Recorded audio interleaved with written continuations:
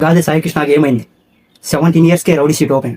ఇప్పటికీ 20కి పైగా కేసులు, అందులో ఇంకా 2 నాన్ బెయిలబుల్ వారెంట్ ఇష్యూస్.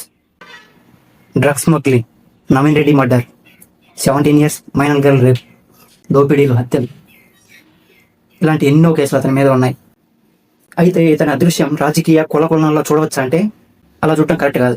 ఎందుకంటే అతని మీద ఫస్ట్ రౌడీ షీట్ ఓపెన్ అయింది అప్పుడు టీడీపీ హయాంలోనే. ఆ తర్వాత 2019లో వైఎస్ఆర్సీపీ గవర్నమెంట్లో కూడా అతనిపై 10 నుంచి 12 కేసులు నమోదయ్యాయి.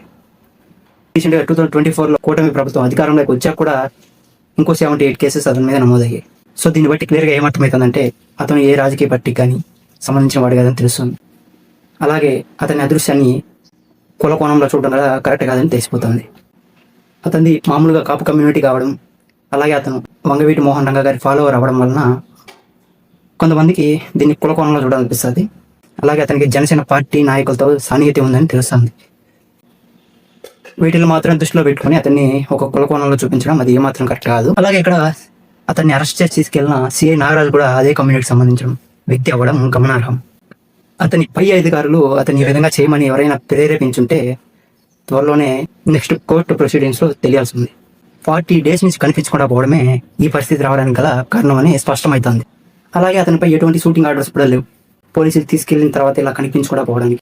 ఒకవేళ పోలీసులు తీసుకెళ్ళినా కూడా షూటింగ్ ఆర్డర్స్ ఉన్నా కూడా అతని బాడీని వాళ్ళ ఇంట్లో వాళ్ళకి అప్పచెప్పాలి. అలాగే అతనిపై 3rd degree యూజ్ చేయాలన్నా కూడా కోర్టు పర్మిషన్ తీసుకోవాలి.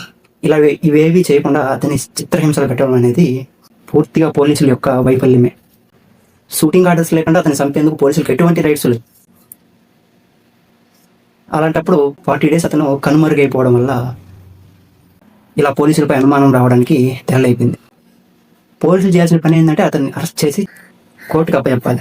ఆ తర్వాత కోర్టు డిసైడ్ చేస్తుంది అతను ఏం చేయాలనేది. సో ఇది పూర్తిగా పోలీసులు తప్పే అని స్పష్టమవుతుంది.